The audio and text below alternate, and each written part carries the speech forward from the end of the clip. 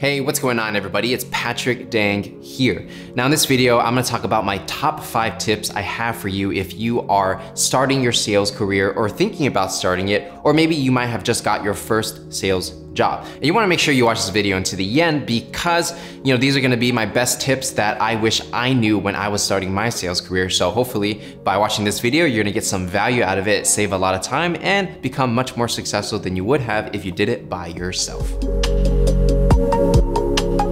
Now, before we get started, make sure to give this video a like, subscribe, and turn on notifications if you want to see more videos like this. And let's go ahead and get into these tips. Now, the first tip I have for you when it comes to starting your sales career, or when you're thinking about, starting a sales career, is that you want to ignore society's negative perception of sales. Now I'll tell you a story, right? When I was in university and I graduated and I was thinking about taking a sales job, during that time, especially during my university days, I was never like, oh my God, I wanna be a salesperson after I graduate. And reality is most of my friends didn't wanna be salespeople either. It was just kind of that option that, you don't really know what you're doing, and then, you heard you can make a lot of money from it, so you get interested in it. And the problem I see is that, there's a general negative perception of sales, of being sleazy, slimy, people that you don't want to talk to. But, after I did get my first sales job at Oracle and I started to understand like technology sales and how actually selling is a really respected profession, well, it totally shifted my perception.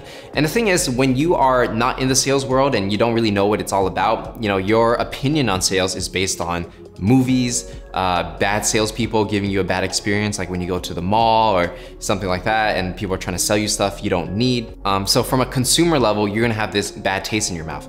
However, when you start getting into the B2B sales world, like selling consulting, marketing service, technology, you start to realize that salespeople are actually very valuable, very respected, because they're the representative of a company. And without them, well, you can't really have an exchange of commerce. And not only that, but because sales is so valuable, if you ever wanted to start your own business and become an entrepreneur one day, well, you're gonna have to sell your products and services. And what better way to learn how to do that than becoming a salesperson, right? And there's a lot of successful entrepreneurs out there that really credit their ability to sell as the main driver to their success. For example, Howard Schultz, who was the CEO who really led Starbucks to become the global phenomenon it was today. He was a salesperson before he decided to work with Starbucks. And so there are gonna be a lot of examples like that, but long story short, sales is gonna be one of the most important aspects a business can have, because without sales, there is no business. The second tip I have for you guys is, if you're starting your sales career, you might not have any sales experience. So the tip is,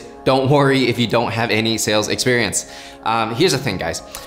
For sales, companies who are hiring, let's say like new graduates, or maybe someone who has a different job and they want to transition into sales, they understand that people don't have sales experience. You're not born with sales experience, right? You have to start somewhere. So what they're gonna do is they're gonna look at your ability to learn, your ability to be good with people, really your ability to be coachable, right? Because it's like, even if you're good with people, it doesn't mean you're naturally going to be a good salesperson. And even someone who's like shyer and quiet, they have the opportunity to learn the skills if they have the drive to become successful in sales. I myself, you might not know this, but I was very shy, awkward, and quiet when I was growing up. It was only until the age of 17 that I decided to make a change in my life to become better at communicating. And so now what you see now is over the course of many years of deliberate practice. So I myself am not a natural at communicating and sales, but I learned that skill. So if you are someone who is thinking about a career in sales, you don't have sales experience, don't worry too much about it, because you can actually learn most of it on the job, and companies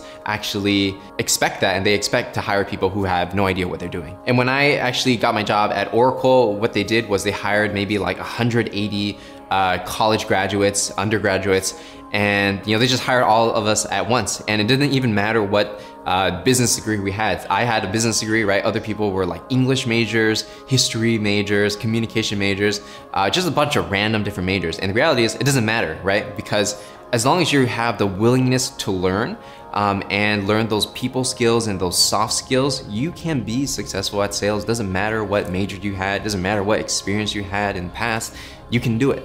Now, the next tip I have for you is that you want to understand that in sales, there is a long-term path that you can take for the rest of your career, okay?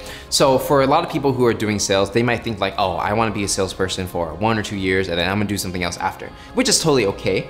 But if you decide that you want to continue doing sales, maybe as a long-term career, understand that there's many different type of positions that you can get into, right? You can always keep moving up the ladder if that's what you want to choose and that's how you want to grow, right? You start as a sales development rep, you become an account executive, maybe you become a sales manager, sales director, VP of sales, then maybe you start your own business doing sales, right? So, no matter what level you want to take it, there's always going to be different levels of sales. So it's not like you're gonna be a salesperson for the rest of your life or a sales rep for the rest of your life doing the same thing over and over. You don't have to do that if you don't want to, because there's many different positions for people who are qualified and are willing to learn, and you can learn on the job. So let's say you start at a low level, you get really good, become one of the best salespeople in your territory, and then you move to the next level and then the next level, right? So there's always a career path to move higher and higher if that's what you choose, and you won't get stuck doing the same thing as long as you put in the work, you learn from your mistakes, and you actually get results. Now, the next tip I have for you is that you need to understand if you get into sales, the skills that you're gonna learn as a salesperson can be carried with you for the rest of your life. Think about it like this. If you want to become a good salesperson, what do you need? You gotta be good with people. You gotta be good at prospecting and coming up with ideas on who you wanna work with. You gotta be good at negotiating, running meetings, doing presentations, working in a team, being a leader, organizing people. There's a lot of different skills that you learn as a high-level salesperson. So whether you decide to continue on the path of sales, or maybe you want to do something left field and different, you have to understand that the skills that you learn, you are going to keep for life, right? For example, negotiating. If you learn how to negotiate as a salesperson, well, when you carry it into, let's say, entrepreneurship, or maybe you're just looking for a new house and you want to negotiate the price to get a better deal, it's still negotiations, right? So remember, the soft skills, the communication skills, the people skills that you learn, you're gonna carry forever. So even if you go into sales and you're not really sure if that's the career option for you, totally okay, because you always have that skill set that you can carry to the next job, and you're gonna be valuable there as well, because these skills are not they're not something that everybody has, right? You're not born naturally good with people, or most people aren't. So when you have that skill, you can use it forever. All right, next tip I have for you is that if you are starting your sales career and you're looking for your first sales job, I would actually recommend working at an established company with some type of brand name, right? So for me, I started at Oracle. An equivalent would be maybe a Microsoft, Facebook, Google. If you can get one of those names right off the bat, it helps a lot. But if you can't get those names, you might want to go for maybe medium-sized companies with hundreds of employees, maybe like a HubSpot or something like that.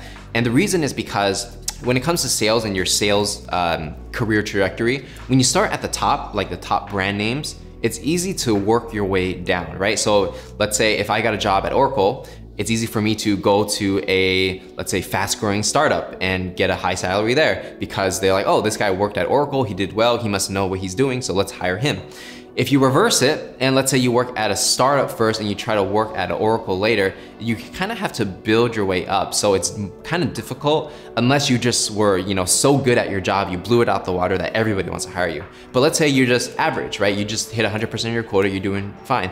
If that's the case, it's still difficult to move up the chain. So that's why I would recommend people start at a larger company and move down to more of a startup level or medium-sized level if that's what you choose to do, right? There are different types of sales, like enterprise sales is very different from like startup sales, but I would actually recommend doing the enterprise level first and then work your way down to create more options for yourself. And of course, if you just want to do startup sales, like straight up, feel free to, but understand that it might be difficult for you to move into larger organizations if you choose to do that later in your career. And the next tip we have for this video is you want to start learning sales skills outside of your sales job, right? So when you're starting, obviously you're gonna have a manager, maybe they'll hire sales trainers to train you and things like that, right? And they're trying to get you ramped up so you can be successful in your career. Great. Now you have to understand that the knowledge that someone has in your company is limited to their own experience, right? So they're not gonna be able to bring different perspectives that may exist in different books, courses,